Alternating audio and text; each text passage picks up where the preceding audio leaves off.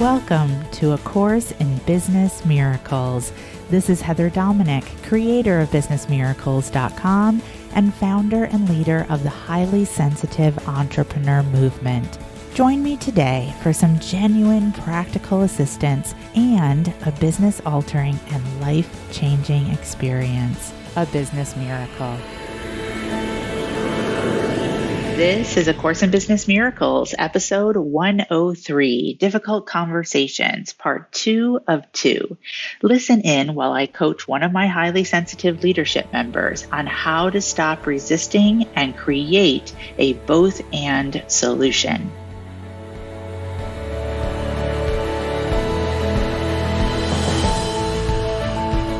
I'd like to hear from some of you. I'd like to hear first from anyone who is looking for additional support in regards to difficult conversations, whether for today or in general as part of your business. My question, or I was wondering if you could speak more to facilitating difficult conversations with yourself, because I feel like part of my challenge is to continue to have the hard conversations that I need to have with myself around my business because of my tendency to want to do all the fun, like exciting visionary things and prioritizing. And I can tell that, like, even for this project today, I really wanted to work on the speaking pieces of it. And actually I need to be developing the content for my groups because that is facilitating my dire need. That is the here and now. That continues to need to be anchored.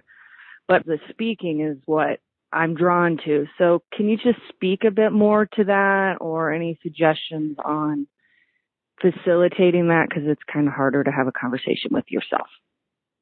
Yes, I so appreciate this question. So really what I hear you speaking to when you speak to having a difficult conversation with yourself is the process of inquiry. Because that is the difficult conversation, right? Inquiry brings us into the now and out of the story. And inquiry supports us in shifting the emotions that tend to get kicked up by the story. So it sounds like that what happens for you is that you go into a bit of either or with yourself, which is either I get to do this great visionary thing that I want to do, or I have to do this sucky thing that will help me anchor into the present. And through the either or, resistance is set up, which makes sense because, you know, no one really likes to be told that it's only this or that.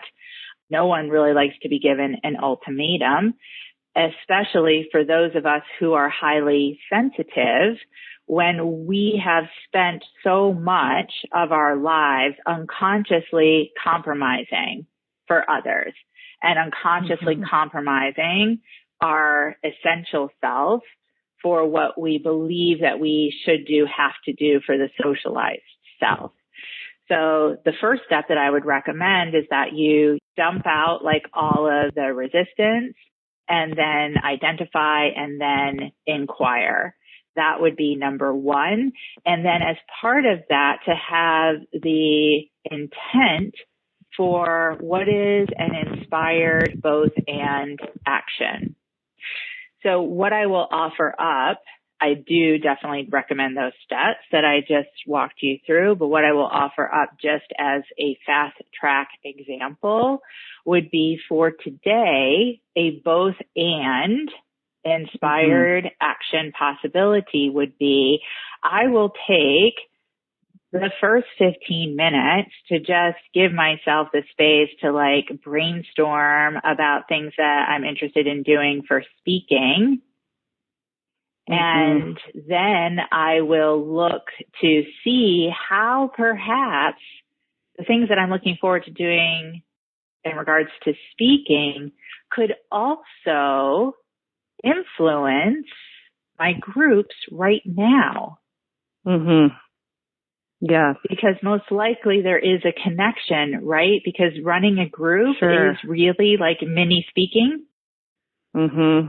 And wouldn't you then eventually be speaking on larger stages about things that you know about intimately and deeply, which would include what you've experienced as being part of a group leader and facilitator?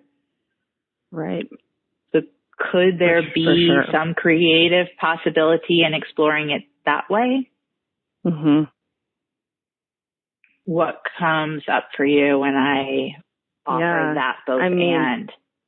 What really struck me with what you just said was that, and I think this is helping me soften the resistance, was that the idea that I've spent so much time compromising my essential self that when I give myself an ultimatum, I rebel and resistance.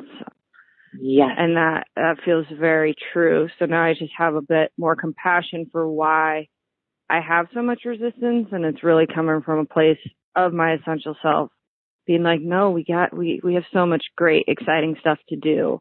And that having been squandered for so long. So giving it 5 minutes, 10 minutes, whatever, to play and be the visionary piece and then go to the structure will make things much easier for me, I think. Beautiful, beautiful. And I would say spot on.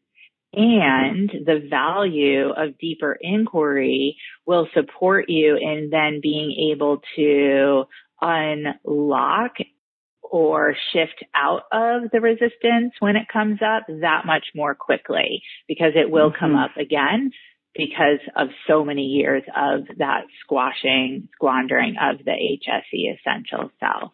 It needs, some time to work itself out. Well, what was helpful here? Just even imagining the difficult conversation being in a way between the essential self and the social self. That is one variation of a difficult conversation. And I think I still approach that from my social self, and even giving the essential self more of that place to speak, and trusting the wisdom in that as well. That is so much of what we share as highly sensitives, is the experience of the ways that we have denied our HSE essential self. That essential self has been denied.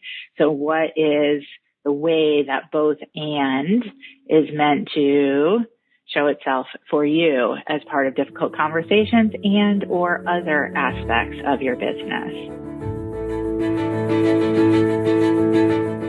Thank you for listening, and I hope you enjoyed this episode of A Course in Business Miracles. If you're ready to learn how to use your highly sensitive abilities to support you in being purposeful, profitable, and empowered rather than scattered, poor, and undervalued, take my free self-quiz to find out if you are indeed a highly sensitive entrepreneur. And if you are, along with your quiz results, you'll receive my free HSE Success Guide, which will teach you how to have your highly sensitive abilities working for you to create the results you desire in your business. Take the quiz and receive your free success guide now at www.hsequiz.com.